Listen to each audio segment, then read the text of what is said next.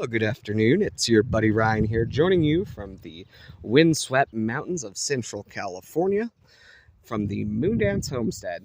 Thank you so much for tuning in this afternoon. Just thought I would give a little spring tour of the orchard because I finally mowed it yesterday. I went ahead and let everything set seed first, so bringing it kind of up to the wire on trying to make sure I get seed, but also don't break any local ordinances against leaving your grass uncut. So I had till June 1st. I made it, pretty well under the wire. And as you can see, rather than pure dirt, as you would see if you went back to some of my oldest videos on the channel at this point, you can see that it is covered in straw. Even some of these real bare areas, because as I've been working on this orchard, starting it from just being hard packed soil and sand and rocks, my job has been to build soil on top of the ground.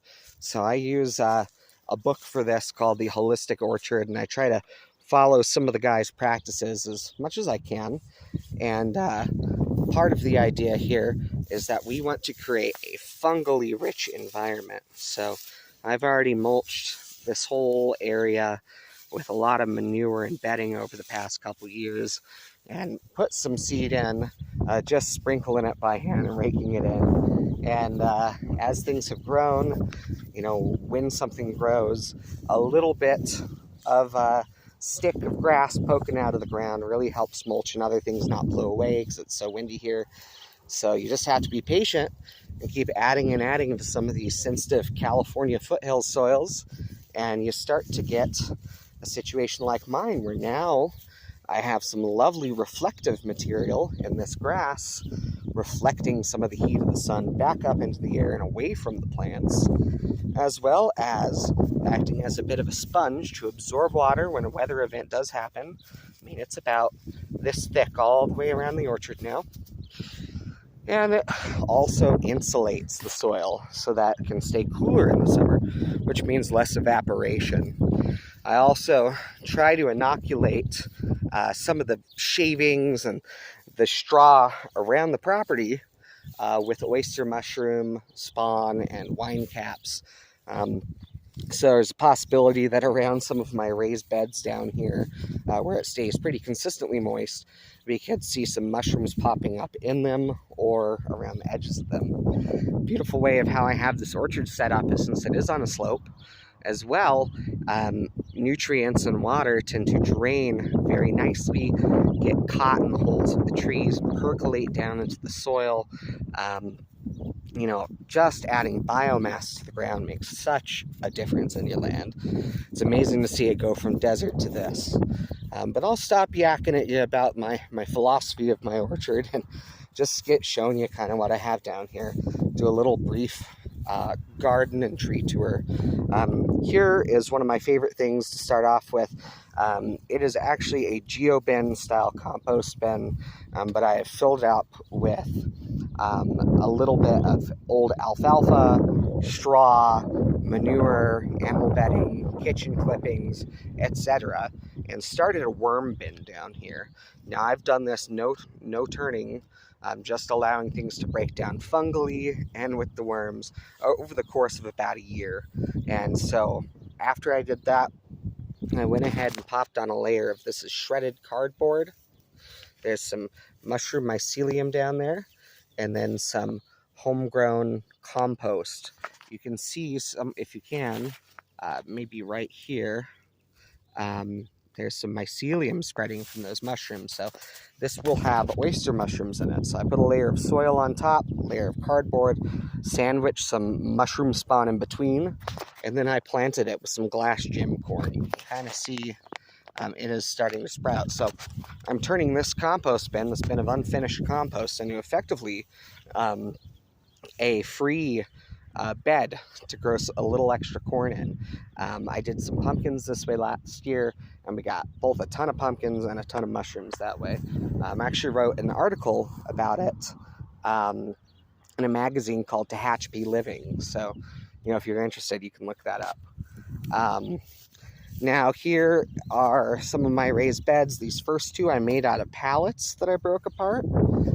All of them have sort of my signature PVC hoops and bird netting on them because around here there's so many ground squirrels and birds and you name it, deer, everything will get into your crops if you don't protect it here. And this is pretty easy and cheap to do. But yeah, so this is going to be some Navajo popping corn. Very cool stuff. It should end up being red, yellow, and black, but it really won't, because over here, just like on the other side, I have another even bigger raised bed made out of pallets full of glass gem corn. Now this is the strain I've been breeding here on the property. We have a pretty temperamental, windy landscape up here in Tehachapi, so that has sort of necessitated me breeding some of my own corn, but I do like to keep a lot of different corn varieties with fun color in the genetic mix, and I wanted to emphasize the popping corn. I wanted to get the glass gem corn to pop a little better and still retain some of that color, so I'm crossing it with this Navajo corn here. So hopefully, you know, between the two of them, we get a pretty interesting hybrid and we can stabilize something that'll work well here on the property. The glass gem corn is already high yielding here, and I'm going to make a video of myself popping it soon. People claim glass gem corn doesn't pop well, but it's nonsense. If you use an air popper, I get like 95% popping, and we eat a ton of glass gem popcorn. So anyway, long way of saying I'm going to be making a hybrid of the Navajo corn and the glass gem corn. I've also selected over in the GeoBin exclusively green kernels, so we'll see if we can increase the amount of green that we get back year over year, because it's sort of a rare color kernel in my mix and I want to see more of it. It's beautiful emerald green. Over here we have a jujube tree still dormant for the year. It looks dead, but you can actually see there's a little bit of plant life down there, so it'll come back. Sweet potatoes, one thing I want to make note of is you can see a lot of new growth on it, but you can also see some frost damage. We had a freak late spring frost, as we've been having a lot of weird weather in California this year, and luckily I was able to cover these hoops with some bed sheets, and it protected the plants, but they did suffer some damage eventually. They're now growing some new growth, so everything's popping back. If you do have something that gets damaged from frost this time of year, don't worry. It can maybe come back if you nurse it a little bit. Over here are my ground cherries. You can see I've got 4 or 6 of them down there. They're just starting out. These will sprawl out and take over the whole bed eventually, so I'm just giving them as much space as they want. And then over here, a real testament to why you shouldn't just pull your frost damaged plants out from the spring, is here is a tomatillo plant. I'll get in under the netting so you can see better. And this particular plant did have all the leaves die off in a frost except for one, and from that node it's growing a whole new tomatillo plant. So same thing's happening over here to this one. So eventually, even though these all got frost damage, they'll bounce back and they'll probably be quite large. Growing up in Colorado, this was not an uncommon thing to have happen. You just got to make sure when you get frost to protect them in some way. So I came out and put buckets over all these guys and hope for the best. And they didn't die. I probably should have planted them a little later though, or they'd be further along by now. So you live and you learn. Here is an apple tree that was already on the property when we moved in. It was in a pretty sad state of affairs, so I've just rehabbed it by rehabbing this orchard and focusing on soil health. And you can see it's blooming beautifully. Across the way, we live near an orchard, like a big one for apples, so this guy gets pretty consistently good pollination. You can see some fruit that it will set later, so I feel pretty happy about that. Moving on up the line, we have a pluot. I believe this is a Flavor Queen pluot tree. Over here we have a Stella cherry. We have a apricot tree, Nanking cherry, Reminds me of home. Those grow all over in Colorado. Gooseberry. And then over here I have not one, not two, but 3 horseradish plants. Get you a closer look. Look at that. And those are great. Sorry, there's 1 horseradish plant that I've just put all over, propagated. And we have a grapevine, still dormant for the year. I think it'll come back. See here, this is a Henan Maki Red gooseberry. Another little one just waking up for the spring. Kind of went from straight up winter to summer here. Jostaberry. That's a hybrid of a currant and a gooseberry. This is a Satsuma plum, Japanese variety. Pixwell gooseberry. It's a black raspberry. I can't wait. This is the mother horseradish plant. This one was here last year. Made a good sauce. This is a Bartlett pear. A golden raspberry there. This is a dwarf peach tree. This over here, that's my Anna apple. We have an ever-bearing mulberry. We'll see. I think it might have stopped bearing. It's dead. Goji berry. A Bing cherry. This is a delicious, supposed to be very delicious, nectarine that came in the mail. And it's just thrived. It's the best tree I've ever ordered in the mail. Another Nanking cherry right here. This is a Santa Rosa plum. It's hard to get good plums in California, but the Santa Rosa seems to be widely available. Gooseberry, again. Over here we have another Jostaberry. A gold-kissed apricot. I believe this is another kind of raspberry, maybe a golden. And over here we have a fun plant. I'm just poking through the mulch. It's called a Yaupon. That's actually a Native American tea plant. Now I have a better looking one, better example over here.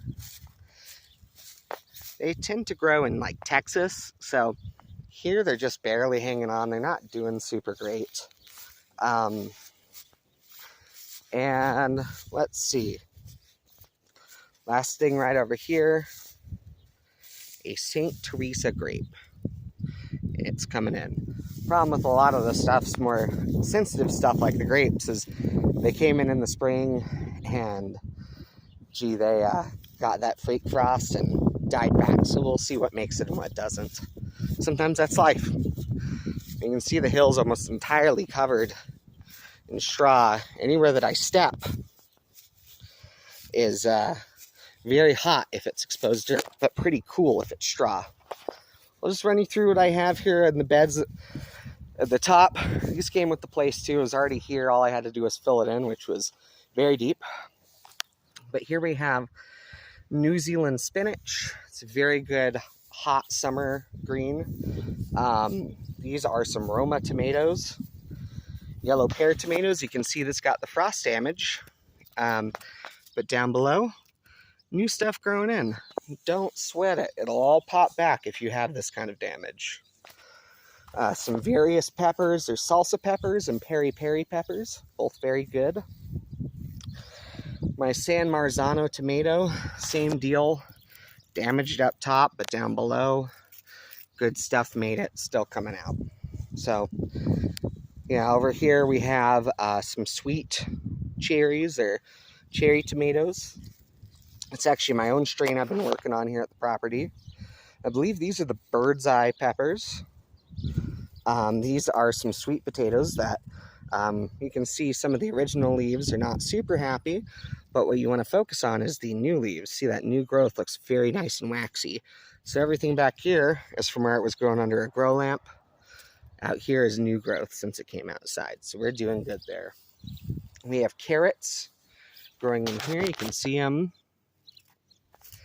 And then we have a little bit of uluco. It's a Andean tuber, if you want to look it up. here is how it is spelled, Ulluco.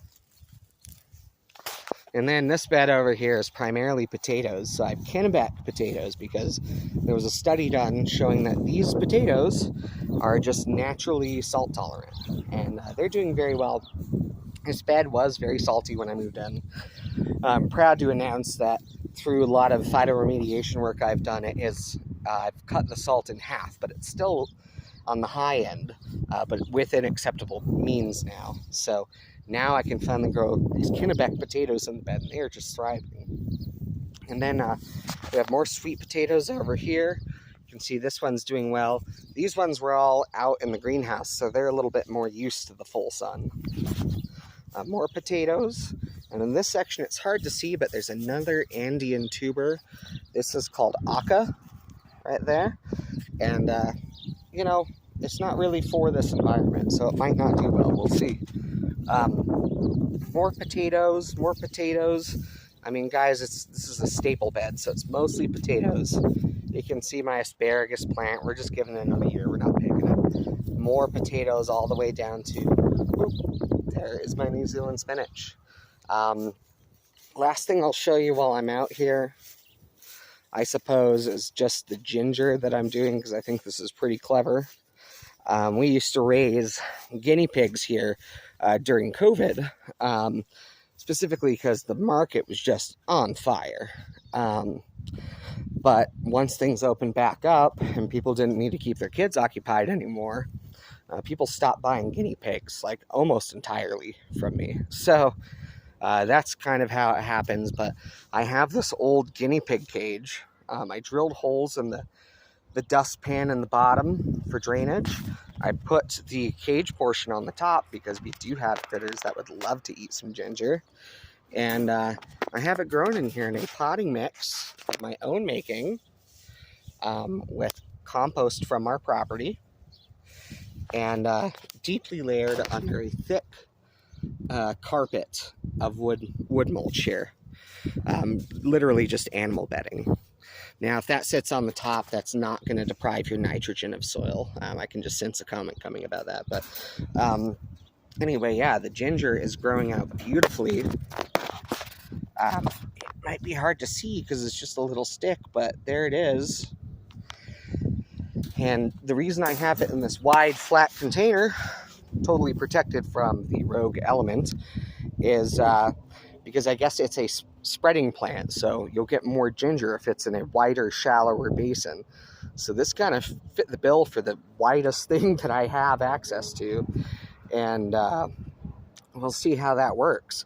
We're looking to make ginger beer, ginger ale, and pickled ginger from it, as well as just have some, you know, mashed up and frozen available to use fresh. So, anyway, this is the view from the top. Hope you guys have a great rest of your day. If you watched this long, just thank you so much. Feel free to, you know, add a thumbs up or a comment or a subscribe if that's what you're into. Thanks so much.